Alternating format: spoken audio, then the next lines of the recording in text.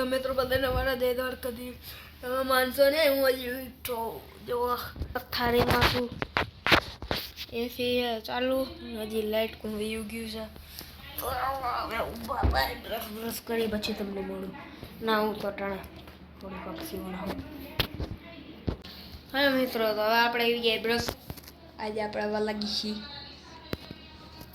તો મિત્રો વાત એ કે આજે હે 10મા વાળાનું રિઝલ્ટ. તો જેનું રિઝલ્ટ આવી ગયું એ બધા લખજો કમેન્ટમાં પાસ કે ફેર.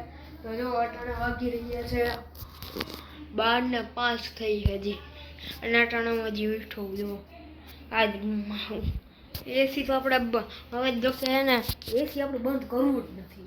બાપા દીકરી બોલાવી નાખી એસી ઉનાળામાં શું કરું. અમે આપણે 2 એસી એક આ રૂમમાં પછી એક આની બાજુમાં રૂમ છે ત્યાં હે એસી. તો હાલો હવે થોડીક વાર પછી મળું તમને. કેરી તો એવી નથી. આ જો કે અમે નવું એસી નખાયું જેવો દેખાય, નવું છે નવું. હાલો હવે થોડીક વાર પછી તમને મળું.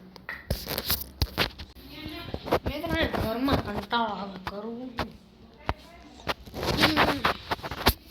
મીંદડીના બચ્ચા એમ નહીં. સાદો મિત્રો તમને ખબર ન હોય તો કહી દો.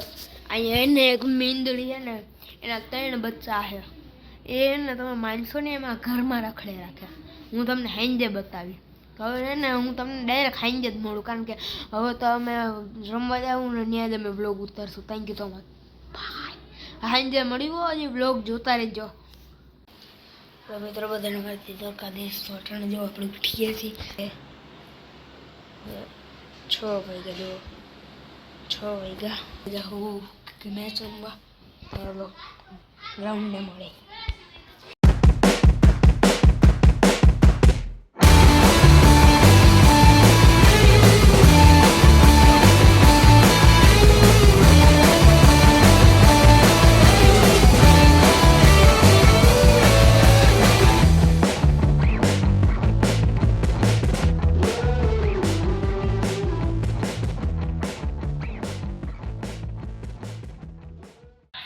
હવે મિત્રો મેચ રમીને આવી ગયા. જવો અહીંયા આ 10માં રિઝલ્ટ આવ્યું ને એટલે થોડુંક રમવાનું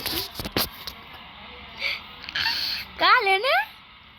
ચાલો મિત્રો આ બ્લોગને એન્ડ કરી મળી આપણે ડે 2માં વેકેશનમાં.